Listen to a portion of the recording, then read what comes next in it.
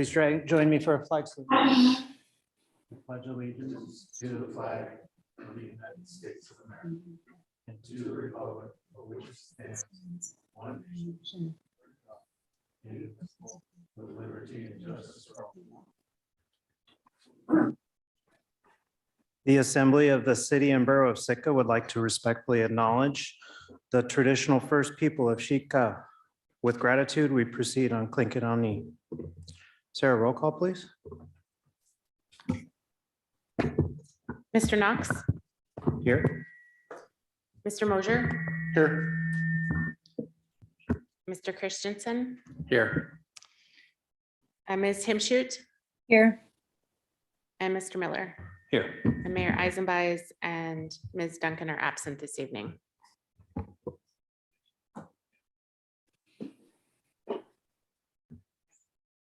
Okay. Are there any correspondence or agenda changes for this evening? Yeah. Okay, we have two scheduled special reports this evening. First is a call from Tribal Chair, Mr. Woodmark from Sitka Tribe.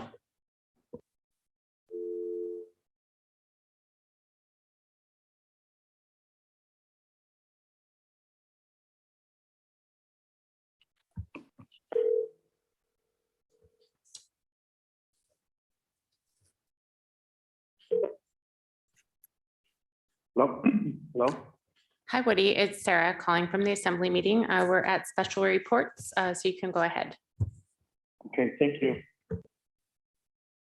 I'll ask, Mayor and Assembly members, I have a brief report from our meetings on June 1st and June 15th. On the 1st, the council approved an MOU between the tribe and TNH to provide wireless internet and broadband related services in Sitka. On June 15th, the council approved the Alaska Department of Transportation and Public Facilities letter for STA to assume the transit programs from the Center for Community. We tabled the BIHA 2023 Indian Housing Plan to our next meeting. And the tribe approved the Sitka Tribal Enterprises ARPA budget allocation proposal. Went through the Finance Committee for due pass and approved a grant application to develop a plan for the resource protection building, at least plan to update or replace the Healing House to support STA Environmental Research Lab and the Resource Protection Department. So that's my brief report. Thank you for hearing me out. Thank you very much for joining us, Mr. Woodmark. Thank you. That was our government to government. Do we have any municipal boards, commissions, or committees? Municipal departments, school district, students, and guests. Okay. Our second scheduled special report is from Ron Vinson, CBS Asset Management Program. Welcome.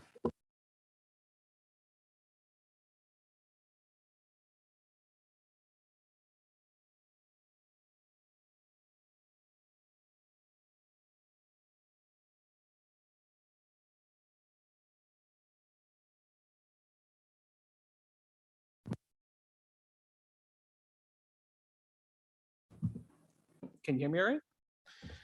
All right. Well, good evening. Again, my name is Ron Vinson, and I was hired on as the CBS Asset Manager this past September.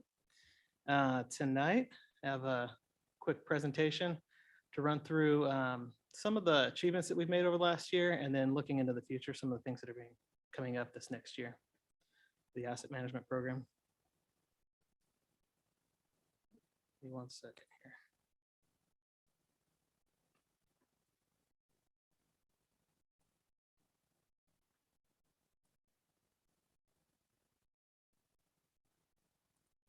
All right. So In general, I've laid this presentation out into 4 different sections. I'm going to go over a quick review of what asset management is for this, the city and borough of Sitka. I'm going to run through a quick overview of the planning phase. That entire phase has been executed, but it gives a good background to where we are right now with the execution phase. And then I've split the execution phase into 2 different sections, one of them being what we've completed to date, the other being future projects that are going to be coming up. A few of those are highlighted for this year. So starting off with defining asset management. Asset management is simply managing our assets in a way that optimizes the balance between risk, cost, and performance to bring the best value to the city and borough of Sitka. So there are a couple different philosophies behind this that I'm going to get into. I'm going to keep it kind of brief, but if you have any questions, please stop me. One of these philosophies that asset management kind of centers around is the utilization of best practice. So relying on best practice, not reinventing the wheel, kind of looking to see what's out there that can work well for us and using it appropriately is really what this kind of depends on. And so we've adopted kind of a goal to align with ISO 55000. ISO is the International Organization of Standards. The ISO 55000 series focuses around asset management, provides a very good broad management standard that we're trying to align with. We're not trying to be certifiable, but if we can align with it, it's a really good goal. ISO 31000 is the standard for risk management, again, by the International Organization of Standards. We're going to be getting into some risk management by the end of this year. We have performed some risk management over the last year in prioritizing our capital projects. Hope to get into that a little bit more. IIMM, the International Infrastructure Management Manual. This IAM, Institute of Asset Management, and the American Public Works Association are other really good resources that we're depending on for both case studies and good examples of what does work and what doesn't work for other folks so that we can avoid those mistakes and hopefully get this right the first time. So another philosophy that asset management is kind of based on is this concept of continual improvement. You'll often hear it called the PDCA cycle or the Plan, Do, Check, Act cycle. A lot of what we're doing right now is modeled after this methodology. You'll also notice that this has been embedded into our individual initiatives and projects that we're moving forward with. The general cycle, the concept relies on putting an adequate amount of time into planning tasks before we execute them, then performing the execution phase, and then monitoring that execution phase for different lessons learned, making sure that we can provide continuous improvement with time. So if you imagine this wheel being a big cycle, with time, it should become smaller and smaller and smaller as we make improvements and kind of fine tune the way that we do things. So again, as I mentioned, we've modeled a lot after this Plan, Do, Check, Act cycle. The phases of the asset management program implementation or the development implementation is largely based on that Plan, Do, Check, Act model. We have phase 1, which is a planning phase. Again, we've executed that phase completely, but I'll go through a bit of it as an overview. We have phase 2, which is the execution phase. That's what we're in right now. We began that in May. And we have a couple projects already under our belt. And then phase 3 would be the monitoring and continual improvement. That's where we're really managing the asset management system and fine tuning it, making sure that it works well and making advantageous improvements as we can. Planning phase, I'll go through a brief overview here. The planning phase broke down into these 5 different areas.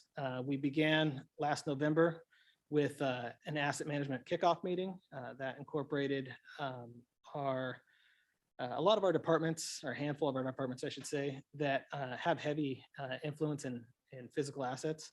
It also incorporated the finance department.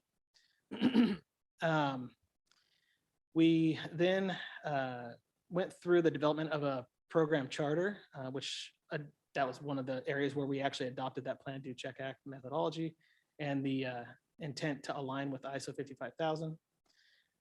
Moving down to that next task, excuse me, information management policy and strategy. So before we dove into an execution phase, we knew that we had to get started on cleaning up some of our data and information. Over the years, with a lot of turnover, a lot of our files and data had been kind of scattered. And so to make sure that we're able to efficiently and effectively jump into that execution phase, we went forward and developed a data and information management policy and strategy. That strategy and policy really focus on aligning with best practice and organizing our data so that we're ready for the execution phase. Those last two items there, maturity assessment and implementation plan, those are items I'm going to talk to on the future slides here, but those really lined us up for being prepared and outlining the execution phase. And of course, as you know, the strategic planning effort that's been going on since the beginning of the year. And that's not an asset management activity, but it's asset management activities are heavily influenced on that. They're quite dependent on that. I'll talk a little bit about that. As a general communication structure or organization structure for the development of the asset management program, we laid out kind of this concept of a steering committee and a project team. The steering committee does as typical steering committees do. They provide vision, guidance, and feedback. The project team itself, which is mostly comprised of subject matter experts from the various departments, would then be going out and developing the deliverables, whether it's a strategy or a series of processes or different inventories of assets, things like that. All of that information would then be conveyed to the assembly through special reports such as this. What you see on the screen here is a conceptual model of the asset management system. I'm going to go through this from left to right. Again, stop me if you have any questions. It can be a little bit confusing the way it looks. The way that our strategic plan is developed, we incorporate input from citizens, assembly, legislation, and then stakeholders. That CBS strategic plan, which we're developing right now, feeds largely into the way that we manage our assets. It feeds into the way that we manage our risk and performing reviews.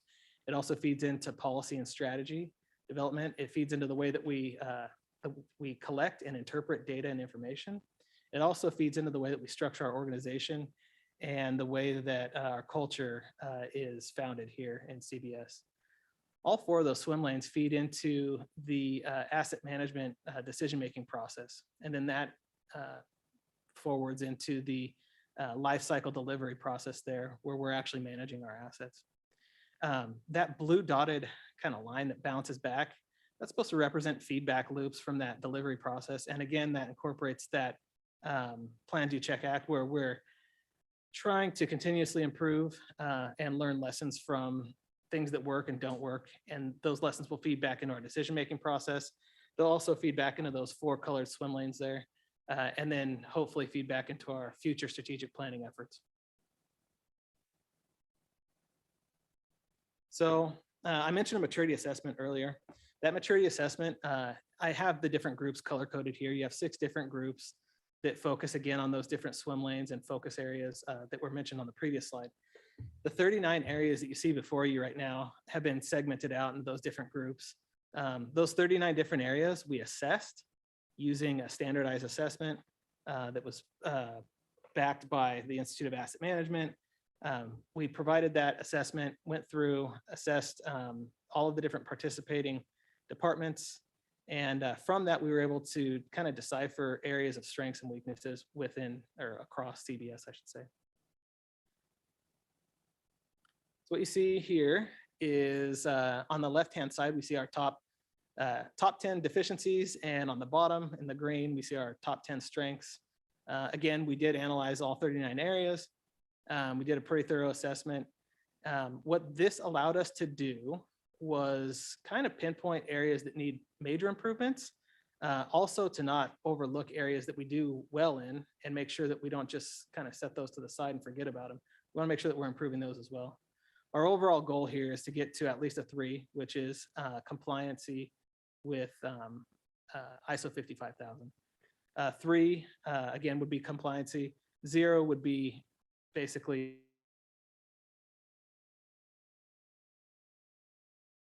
where we're actually exceeding kind of industry standard, and we're kind of leading the way in whatever area that might be. A level 5 could be very costly. So level 3 is a very good expectation for the immediate future. So for each of these initiatives that we developed, we incorporated drivers, deliverables, benefits, dates, resources, and processes, and we developed a general work plan for each of the initiatives that we ended up with. Each initiative could be composed of several projects, 2 or more.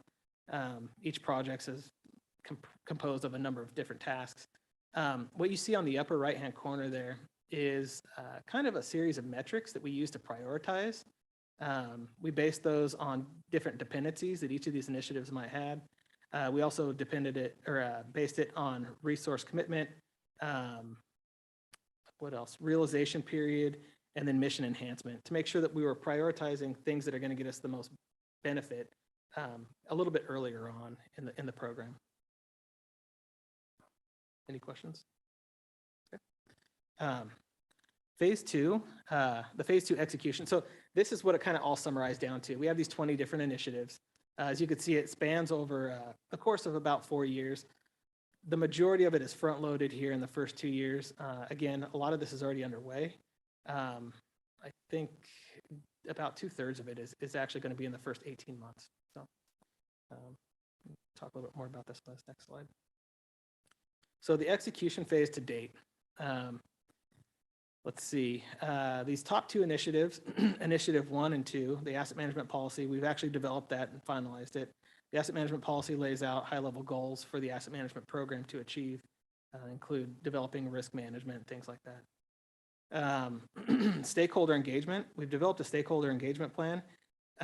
This is about to go or undergo its final review tomorrow at our steering committee meeting, but it's pretty well complete.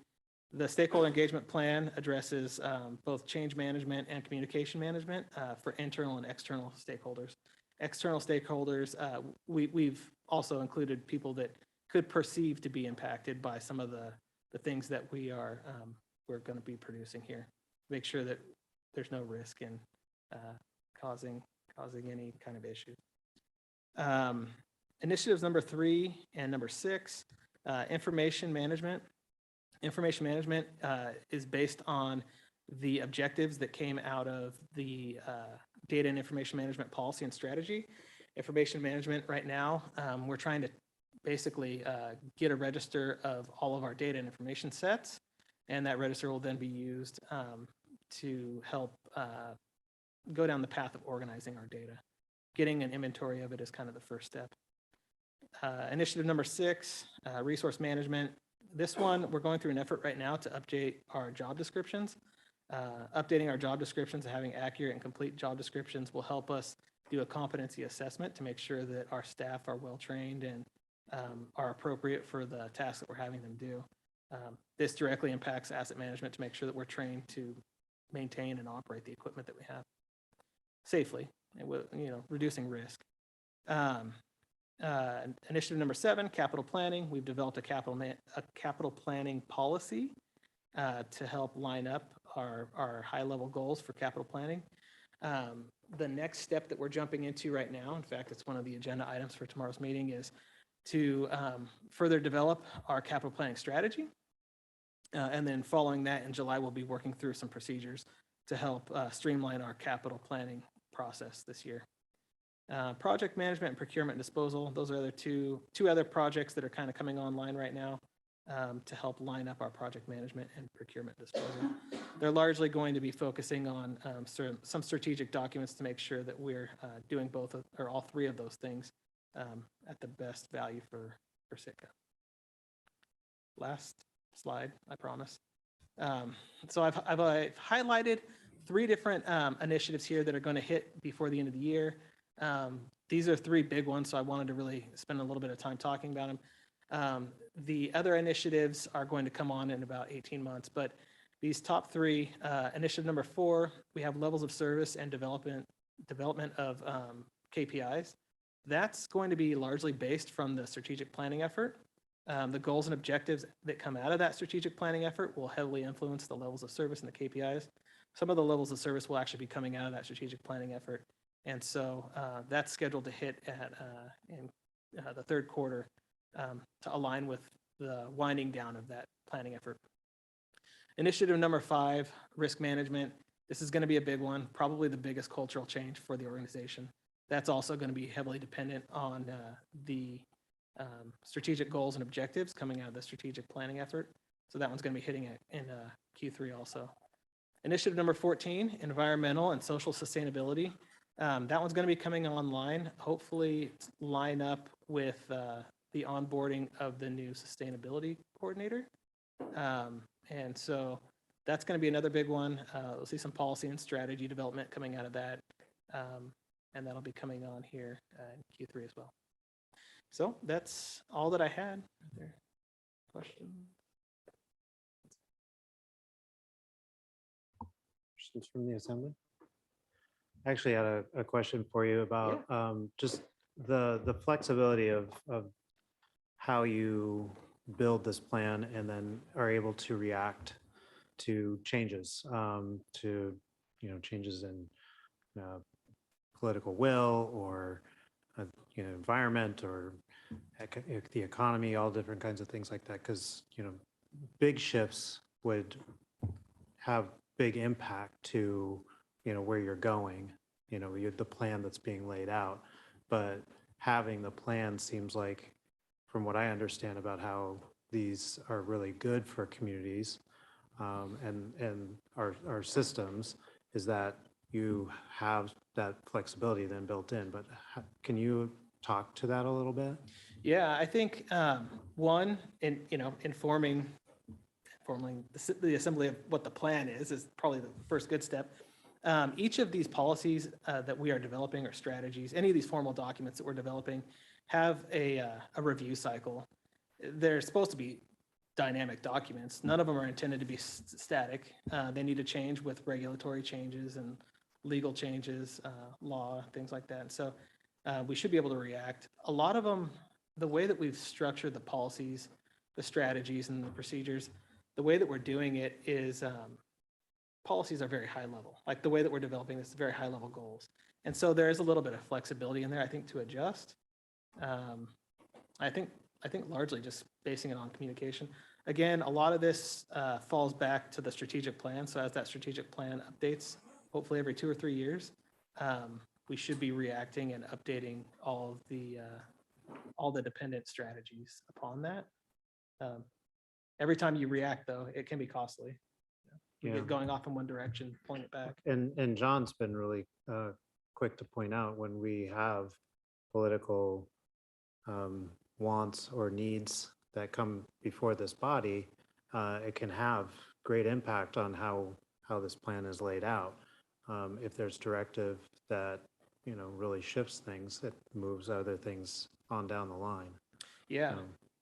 There's a cost to everything that we do. So one of the nice things about risk management is it helps prioritize those costs. And so I think the more that we dive into this, hopefully those shifts will steady out a bit.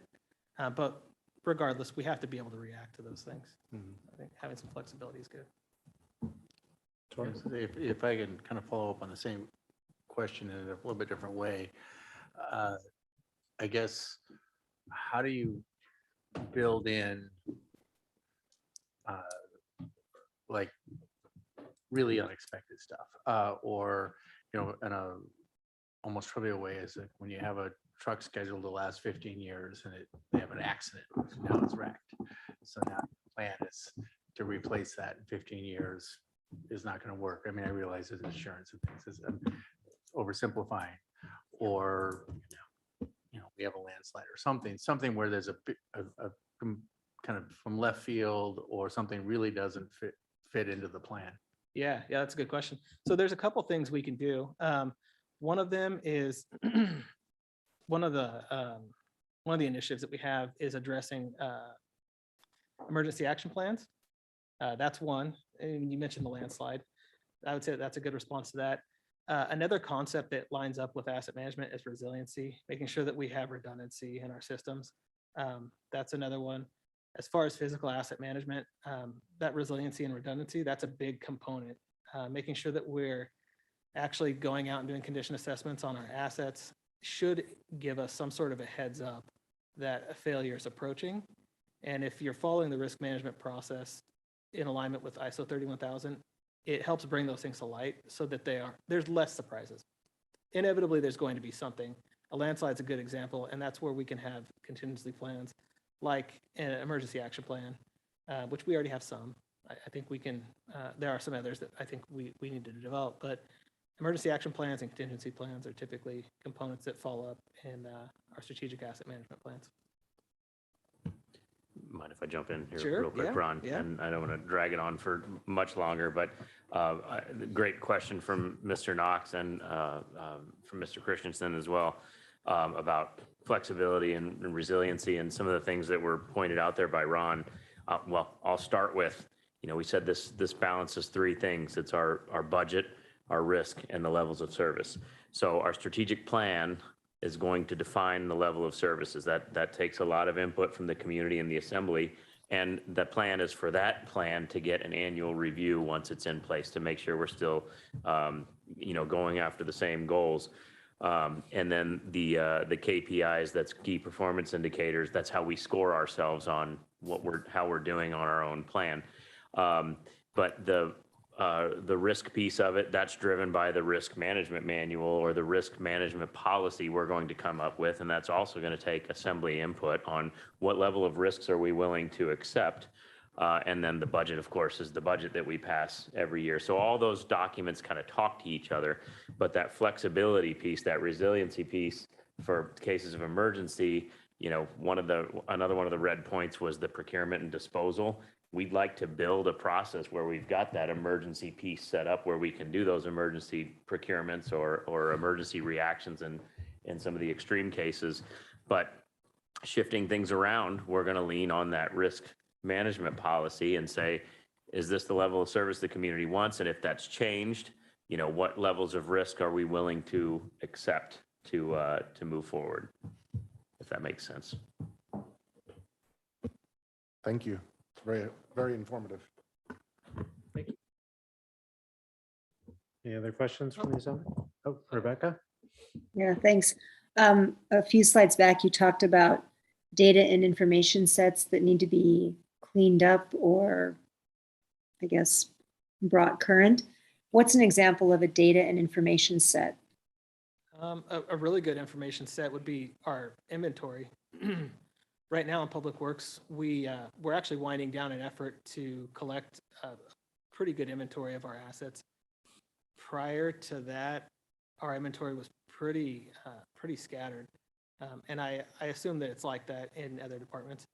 I could be wrong, but having an inventory of just your assets, it's kind of a baseline. If you don't know what you have, you can't manage it. And so I think probably one of the better examples. A lot of our contract documentation, I shouldn't say contract documentation, a lot of our drawings are very difficult to navigate and, to track down as a whole.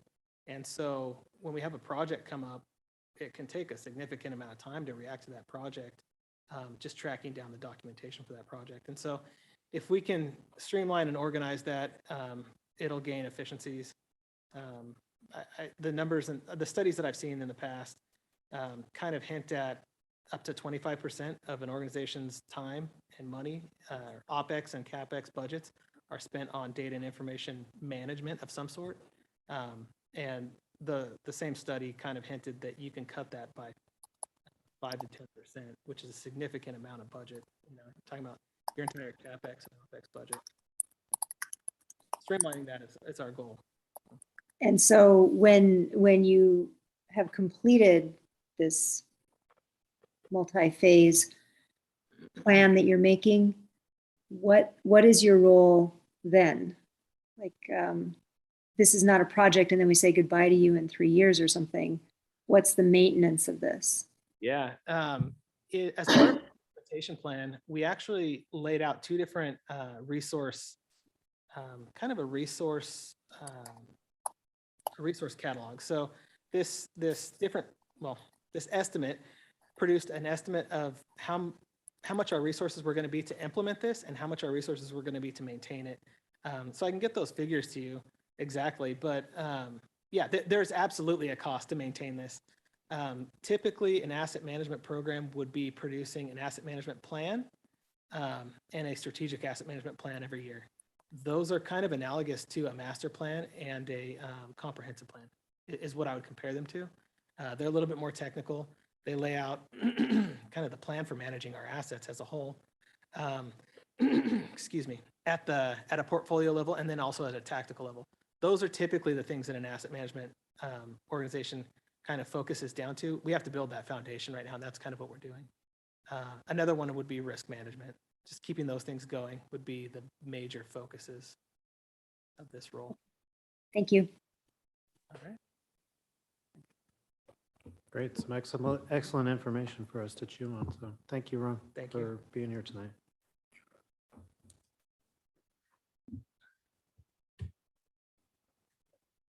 Okay, we're now at persons to be heard. For any item not on tonight's agenda, not to exceed 3 minutes per individual. Or any public comment tonight? Looks like none. Okay. Moving on to the consent agenda. I move to approve the consent agenda consisting of item A, approve the minutes of the June 14th Assembly meeting. Second. Motion and a second. Is there any public comment? Any assembly deliberation? Sarah, roll call, please. Okay, on the motion to approve the minutes, Mr. Christensen, Yes. Mr. Knox, Yes. Mr. Mosier, Yes. Ms. Himshoot, Yes. and Mr. Miller. Yes. The motion passes 5-0 on item A. There are no board, commission, committee appointments tonight, so we'll proceed to unfinished business. Item B. I move to approve ordinance 2022-12S on second and final reading, amending Title IV Revenue and Finance of the Sitka General Code by adding a subsection to Chapter 4.09 Sales Tax to establish a consumer's sale tax on marijuana and marijuana products in place of the existing consumer's sales tax, and amending Chapter 4.25 Student Activities Dedicated Travel Fund such that the tax proceeds will be deposited into and dispersed from that fund for extracurricular student activities, and submitting the question of such amendment to the qualified voters at the regular election on October 4th. Second. Okay, with a motion and a second, do we have any public comment on the motion?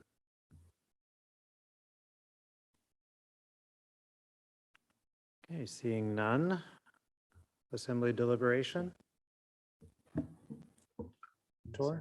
Yeah, I just would kind of reiterate some of the things we talked about last time, that whether or not we pass this now it's not passed, it's going to a vote. I think there's some confusion about that if we vote yes on this, it's going to happen. It's just going to a vote. I have to say that I haven't 100% decided how I'm going to vote if and when it goes to a public vote, but I'll, within reason, it's something that isn't totally out there. I'll vote to put it on the ballot if there's, so people can want to do it. I mean, I thought about this. It's essentially eventually going to be about 2.5% hike in taxes, because the most of this is taken, it's going to be a transfer from the money that we were already taking for normal sales tax. And honestly, if I'm going to vote against it as a citizen, that would be why, just because the whole is going to put in the general fund. But I have no problem putting it on the ballot to let the people of Sitka decide. I don't really have anything. I feel like we talked about it quite a bit.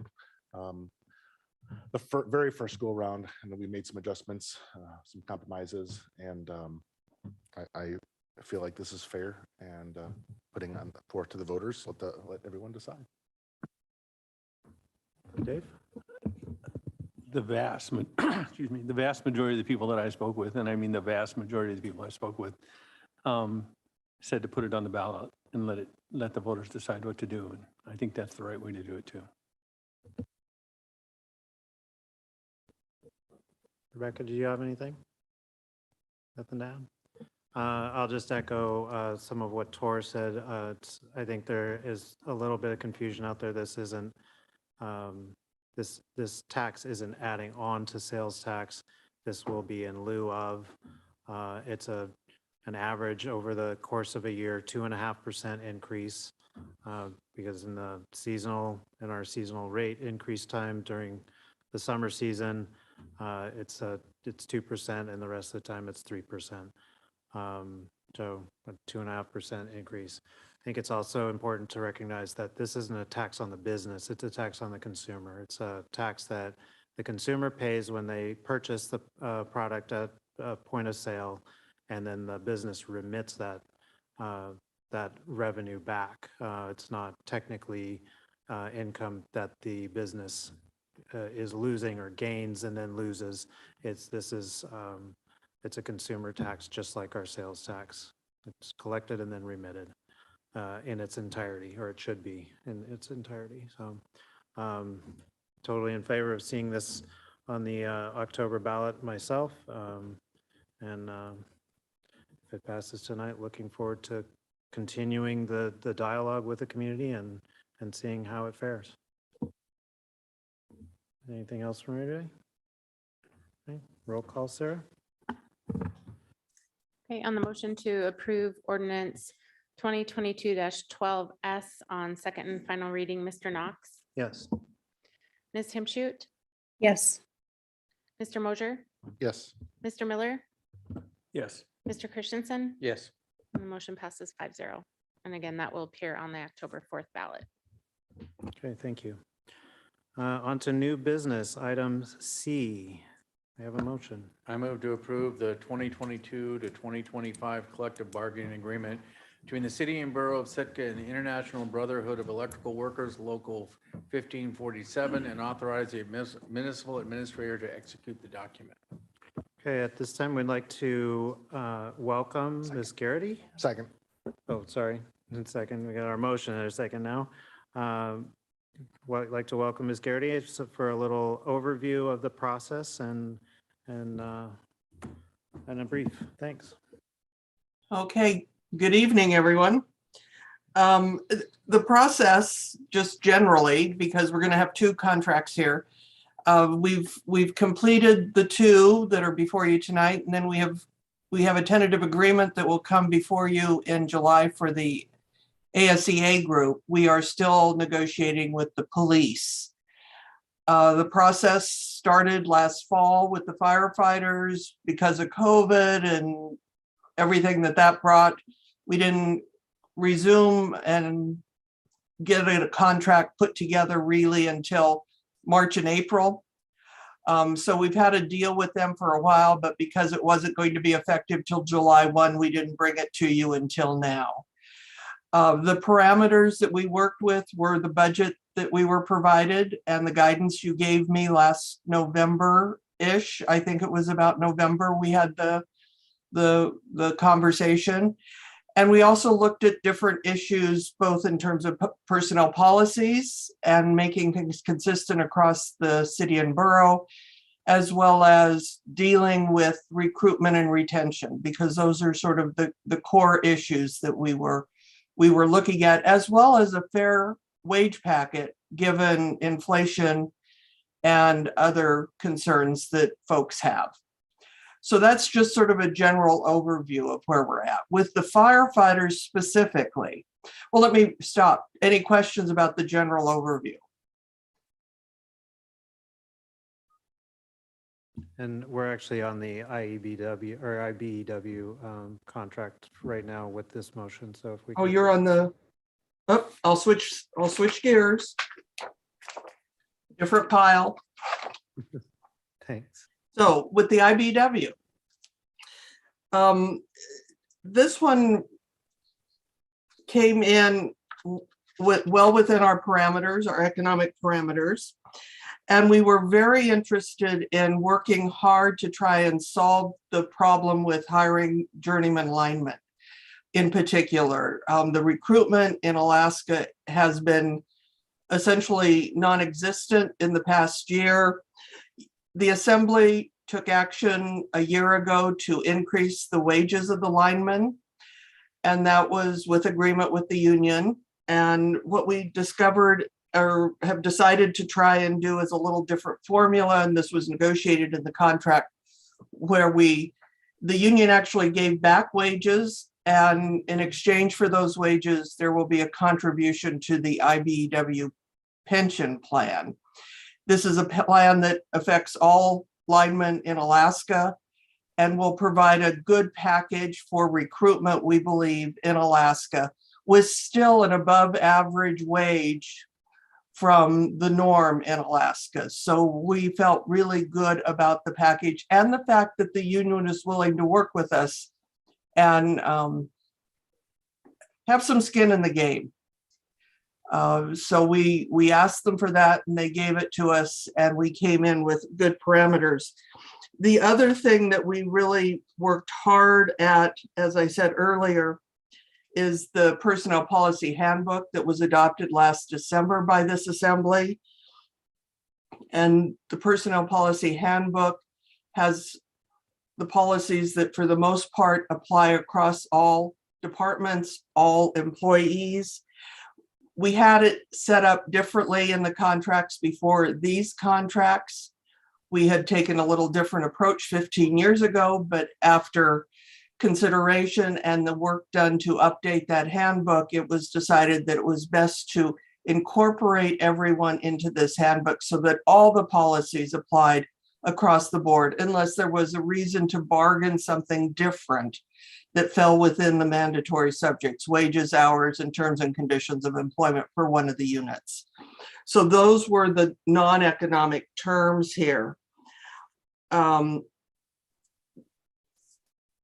The increases were the same, and we've come within our economic package parameters. We're well within where we needed to be budget-wise. So the fiscal note is that no additional monies are required to implement this contract. Any questions? Okay, with no questions, do you have any public comment on the motion? Okay, seeing no comment, any assembly deliberation? Tor? I just would like to comment that this is comparatively painless. I commend everybody, both the linemen and their representatives in the city for coming together. And even in Sitka's history, it hasn't always been this way, although Sitka has a pretty good record. But we've all heard horror stories about how bad this can be. And so I appreciate our employees at the electrical department being willing to work with us and so forth. And I'm happy to vote yes on this.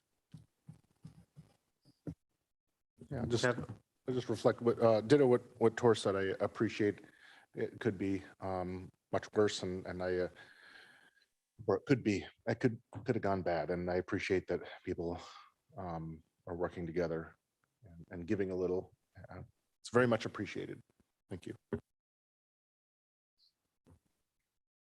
Rebecca, you good? Okay.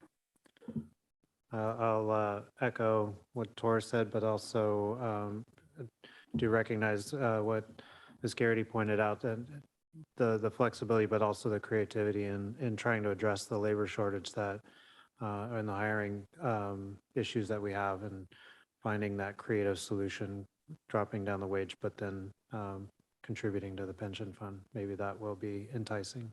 So that's great. John? Yeah, this will be a comment for, this item and the next, and you'll see this with one of the other items in the next few meetings on the ASEA contract. But the personnel policies passed by the Assembly in December is what really helped smooth this process over. I think the expectations and the boundaries were set for us on something that was fair and something we can apply across the board. So it was refreshing to be able to come in with a set budget that had already been applied to other employees and worked well.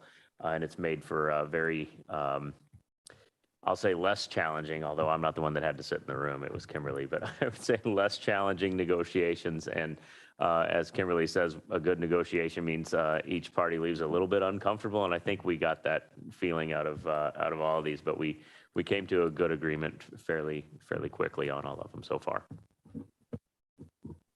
Okay, seeing no further comment, can we have a roll call, please, Sarah?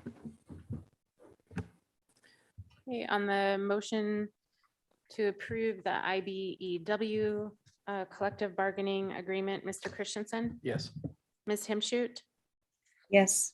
Mr. Miller, Yes. Mr. Knox, Yes. and Mr. Mosier. Yes. The motion passes 5-0 on item C. Okay, we're now at item D. Can I have a motion? I move to approve excuse me, I move to approve the 2022-2025 collective bargaining agreement between the city, Borough of Sitka, and the Sitka Firefighters Union, International Association of Firefighters, Local 5168, and authorize the municipal administrator to execute the document. Second. Okay, with a motion and a second, Ms. Garrity, would you mind going over this negotiation, please? Okay, this one is the one that started back in November. The firefighters contract actually expired December 31, but because of COVID and the inability to really travel and do any negotiations in person, we mutually agreed to extend the contract to June 30 and then resume negotiations after the COVID peak in March. And so the firefighters too really worked with us in that respect to find the right solution that worked given the circumstances. The other issue really that we dealt a lot with was retention and not so much retention to keep people there, but also to incentivize folks to grow in their job. And we're really talking about the firefighter EMT classifications. We have EMT 1s, 2s, and 3s. And right now we have just 1 3, which then is given a lot of authority to do a lot of the work. The 2 has less, and of course we only have 1 2, and then we have several 1s. What we really would like to see as an HR, as a management tool, would be to have everybody at an EMT3 that would have then full flexibility of operation to provide all the needed medical services that Sitka needs on the calls that they have, and not have it limited to 1 or 2 people who can do the work. Certainly the chief and others have some skills that they can supplement the firefighters right now, but we really want to incentivize the firefighters to grow in their jobs and also then encourage them. So what we looked at was how could we do that? So we provided an education incentive in this one to get the additional certifications. It's a one-time lump sum payment. It's listed in the memo. We also bumped up and increased the pay rates between an EMT1, an EMT2, and an EMT3 to further incentivize folks to move up into the higher level, higher capabilities to serve the citizens of Sitka. The total package is at the margin of the economic package we had, but no new money is needed based on the fiscal note. And the amount that has been negotiated for wages, of course, varies by classification because it wasn't a straight across the board given what we did with the additional monies given to the EMT 2s and 3s. We also are adding in a medical reimbursement benefit for them that is a retirement benefit. Again, trying to enhance that tier 4 benefit that the state of Alaska currently has. This serves as a savings account for employees who would retire from the Sitka Fire Department and would be able then to take this money and use it for medical expenses. I'm not sure what the IRS technical term is for it, but it's a medical expense reimbursement program that's authorized under the IRS. And again, we said, we'll contribute, but only if there's some skin in the game by the employees and the employees agreed. So we have a split contribution, a matching contribution, if you will. Similarly, we strove to get those personnel policies in here. All the unions at the table have struggled with that a little bit because they don't really know what's in the handbook since they don't work with it all the time. But we've managed to convince 3 now that this is a good idea for Sitka and for all employees. And we're still working on the last group, the police, in that respect. But the personnel policy handbook has really, as John indicated a bit ago, really set the stage for some focused policies that will apply to all employees, regardless of whether they're represented or non-represented, recognizing fully, and I need to state this for the record, that where we have to bargain on mandatory subjects, we certainly will before we implement any changes. Any questions?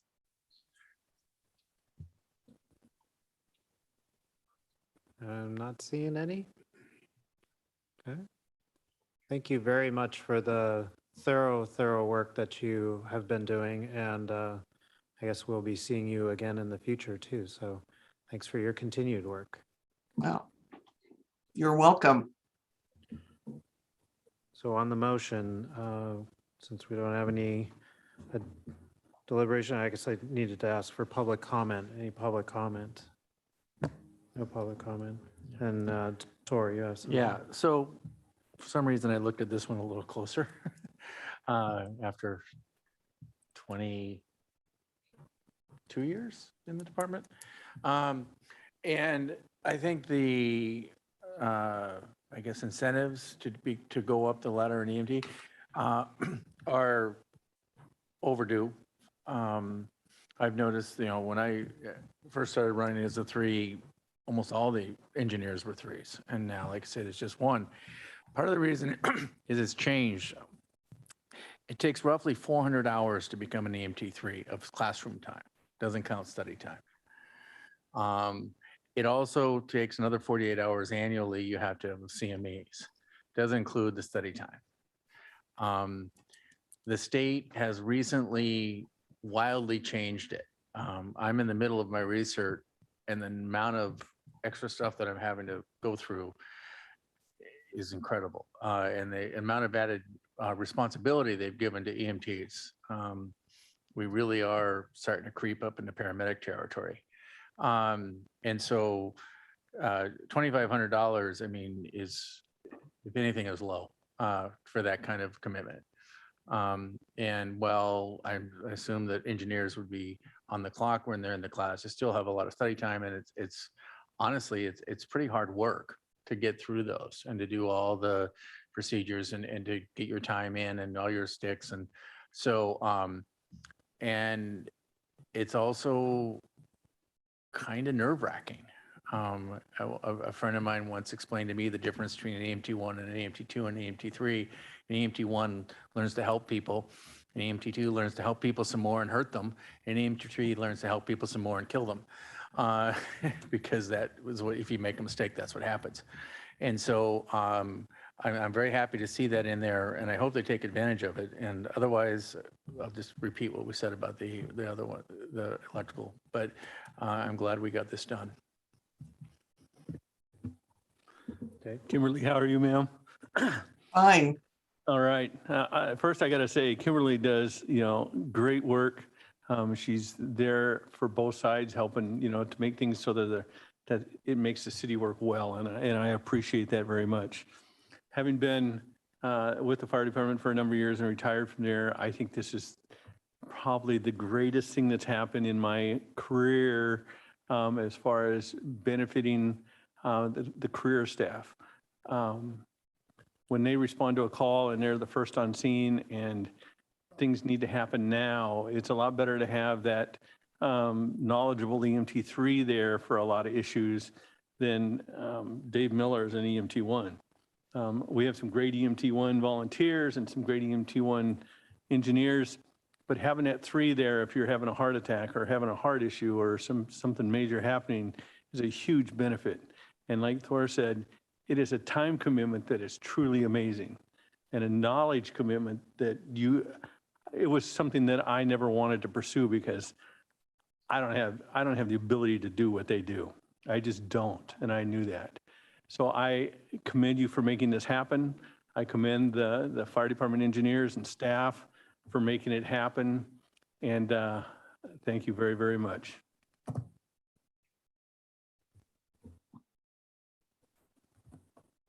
Kevin, Rebecca, good? Okay. No other deliberation? Sarah, roll call? Okay, on the motion to approve the Sitka firefighters collective bargaining agreement, Mr. Miller, Yes. Mr. Christensen, Yes. Mr. Mosier, Yes. Mr. Knox, Yes. and Ms. Himshoot. Yes. Motion passes 5-0 on item D. And again, Kimberly, thank you very much for joining us tonight, and we look forward to more great work and another meeting here in the near future. Indeed. Well, have a good evening and happy 4th of July, everybody. Thank you. All right. Item E, motion. I move to approve the Tidelands lease agreement between the City and Borough of Sitka and Northern Southeast Region Aquaculture Association, Inc. for Lot 3, Block 1, GPIP submitted for this agenda item to authorize the municipal administrator to execute the lease. Further, I move to make the following findings in support of approving the lease. 1, because of the business nature sought for this lease, i.e. an outfall for the existing operational infrastructure for NSRA's fish hatchery on GPIP leaseholds, competitive bidding is inappropriate. And 2, rent is waived in consideration of a highly favorable economic impact NSRA's hatchery operations has on the community. Second. Okay, moved and seconded. Before we go to public comment, Gary White is here to provide a little overview and synopsis of the discussion at the GPIP board. Thanks, Gary. Hi, Gary White with GPIP. Yeah, so this lease request came from NSRA, and it seemed to make sense.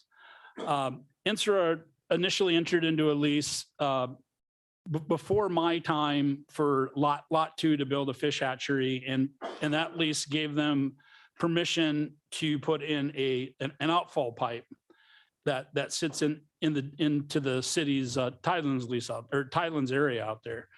They came to the board a number of years ago about expanding their hatchery and going on lot 3, and they have to put in an additional outfall an outfall pipe in the Tidelands area adjacent to their existing pipe. And as we discussed with City Hall, that it makes more sense to have a Tidelands lease than just a written permission to have it there. So it's documented and everybody knows where it's at. And so what the board decided to do was combine both outfalls into a Tideland lease to encompass both of them. And as the motion stated, the GPIP board met on this issue, and then I presented market rate for this Tideland lease area, which is about 1.6 acres, based off of what the assessed value of 15 cents an acre and getting a 4.5% return on asset. It would have brought $490 into the city annually. And I guess the thought process was these guys bring a tremendous economic benefit to the community, and doing billing these folks for $490 a year might not be very cost efficient. So the board approved this, and it's for your consideration. Okay, thank you. If we have any questions, we might call you back up. Sure. Any public comment on the item? Okay, seeing none. Assembly? questions or deliberation? Pretty straightforward. Thank you for the explanation, Gary. It was good. All right, seeing none. Sarah? Okay, on the motion to approve this Tidelands lease, Mr. Miller, Yes, ma'am. Mr. Mosier, Yes. Ms. Timshute, Yes. Mr. Christensen, Yes. and Mr. Knox. Yes. The motion passes 5-0 on item E. Query to the assembly. We've been through about an hour here. You want to take 5 or push on through? Okay, quick 5, exactly 5. We'll be back.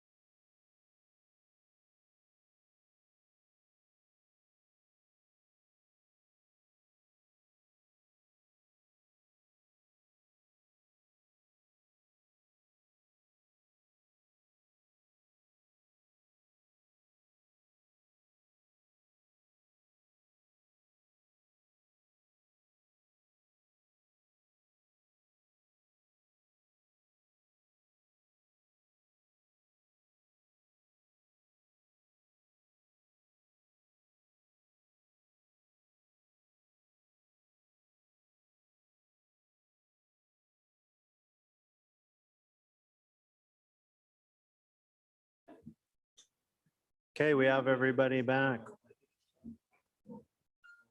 Go ahead and reconvene. Item F, please. I move to submit a request to Homeland Security to reassign funds from the Secure Access Project to the Mud Bay Repeater Project and move it to the existing capital appropriation from the Secure Access Project to the Mud Bay Repeater Project. Second. Okay, before we go to public comment, John or Melissa, would you like to provide an overview? I think I can get it, but tell me if I say something wrong. But essentially, there's two grants, and one of them was for the Secure Access Project at the police department, and the costs were turned out to be extremely high. So instead of vacating the project and returning those grant funds, the request is that we take those grant funds and apply it to the Mud Bay project, because that's also increasing in cost, and the criticality of Mud Bay for the continuity of communications and emergency access back to some more of the remote areas. We're hoping that that these funds can be redirected there, and then this is a bit of a accounting change and verification that Melissa needs as well for her audit purposes if this were approved. Did I get it right? Okay. Okay, on that, any public comment? Seeing none, assembly of deliberation? Does make sense. Yeah, like John said, like having these corridors of communication, and especially as our road system expands and people's range expands, it's good to have that access. For sure. Okay, Sarah?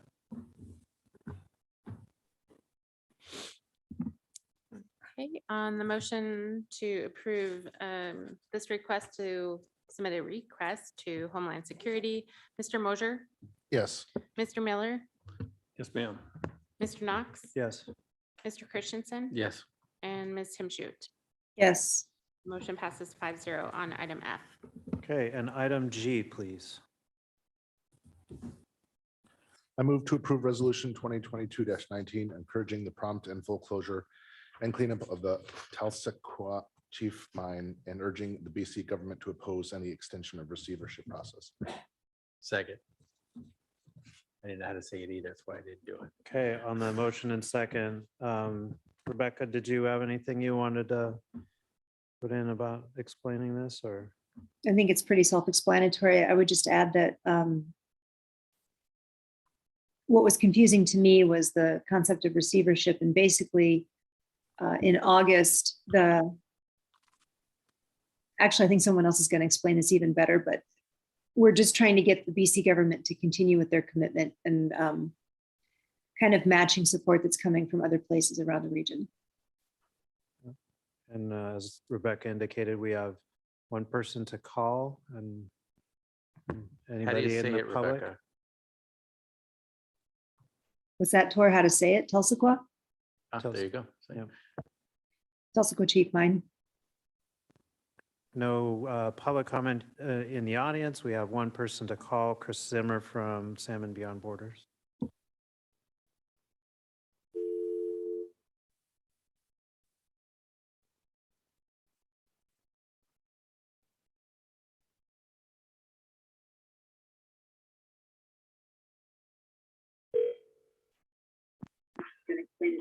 Hello, this is Chris.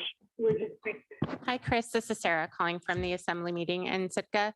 If you could please state your name for the record, and then your 3 minutes will begin. Okay. My name is Chris Zimmer. I'm the Alaska Campaign Director for Rivers Without Borders here in Juneau. And I've been doing this work for about 20 years, but it looks like we might have turned a corner. So very quick history. The mine was operated in the 50s. It was abandoned. A couple companies have tried to redevelop it since then. One has already formally gone bankrupt, ceases to exist. The other one, Chieftain Metals, is at the end of a court-ordered receivership process, which is very likely to end in their formal bankruptcy and the dissolution of that company. And the problem is this receivership has hindered BC's ability to take over the mine and clean it up because technically that company still owns it. But that receivership process is scheduled to end August 10th by court order. However, a pesky creditor could bring a motion to extend the receivership with the goal of eventually selling the mine and using those proceeds to pay off creditors. That would put us back 20 years here. So there's a real consensus, it seems, that BC should take over the mine and clean it up, and that it's not a viable mine. It's not a place where we want to see mining. A couple of quick issues I've seen, people are asking why now. The issue is the receivership. We want the receivership to end, BC to take over the mine and begin very aggressive full cleanup. This is a Southeast Alaska-wide effort. We have resolutions and letters from most of the commercial fishing groups, sport fishing groups like Territorial Sportsmen and Alaska Outdoor Council. Seafood producers in your backyard has sent letters. So right now there's really consensus that it's finally time to end the problem of the Tulsa Chief. And the 20 years of pressure of resolutions like this, of letters, of constant meetings, has really essentially made BC feel the pain. And right now we're really at the cusp of getting BC to take over the mine, clean it up, and really end the threat of continued pollution from Tulsa Chief. So I thank you very much for considering this resolution, for hearing me tonight. I'm happy to stay online and answer any questions if that would help. Well, we can't deliberate and go back and forth in question, but we thank you for joining us tonight. All right, thank you very much for solution. Okay, any further public comment? Seeing none, assembly deliberation. Like Rebecca pointed out, one of the reasons why we brought this forward was to kind of stand in chorus with all the other Southeast communities that are coming forward in organizations. It's obviously an important issue to our economy, the health of salmon populations, but in particular, some of those inside passage communities really feel the fluctuations of numbers when these rivers get polluted, and standing with Juneau, Wrangell, Petersburg, and others seemed very important to us. So why we brought this forward.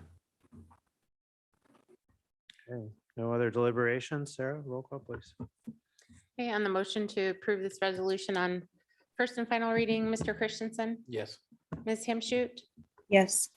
Mr. Miller, Yes. Mr. Knox, Yes. and Mr. Mosher. Yes. The motion passes 5-0 on item G.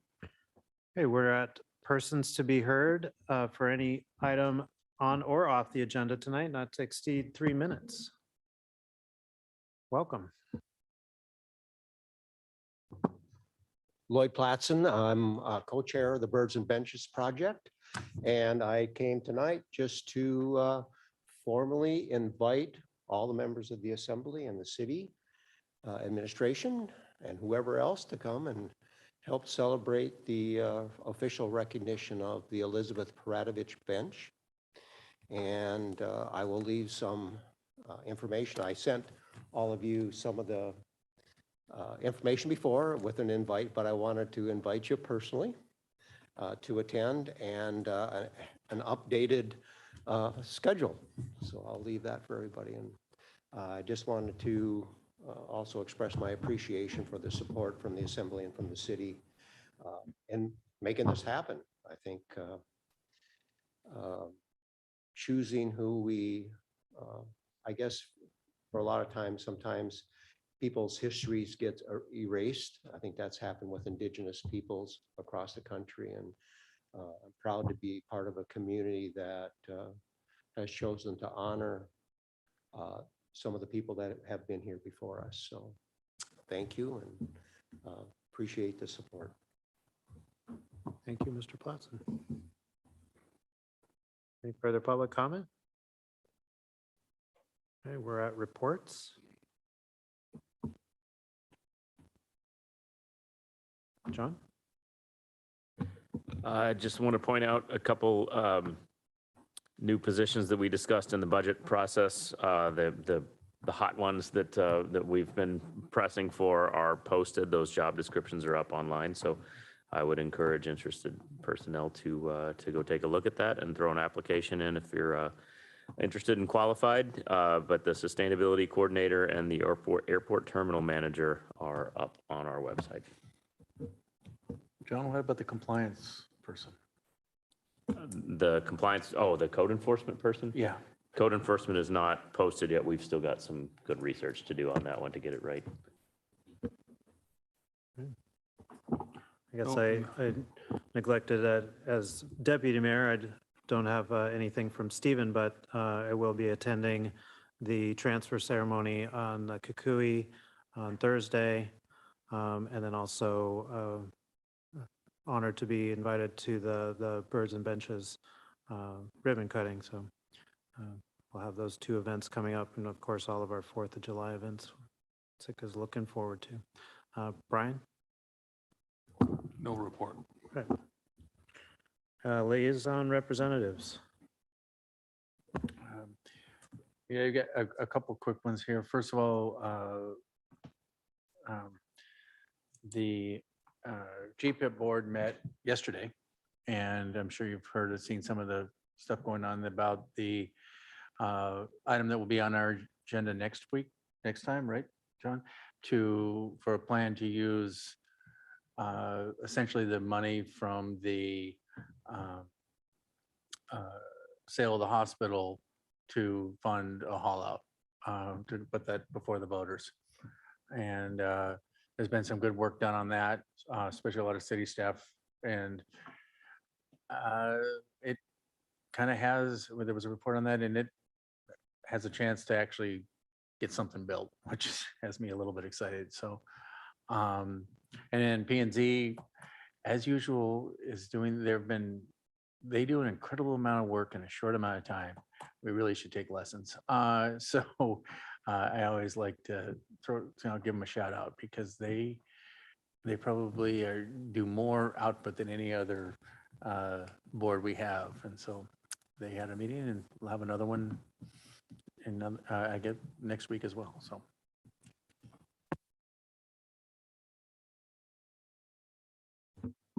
Okay. The last, excuse me, Historic Preservation Committee meeting, one of the main discussion at that meeting, I think, was the Sitka Historic Preservation Plan, which has been going on for, it sounds like, a long time. Trying to get something in writing, planned out, updated, and all that. And so they're really getting active on that. We just got a copy of it. Maybe everybody did, to look at and see where we go with it. But that's on the agenda now, and it's something you should look at and maybe comment on too. That's all I have.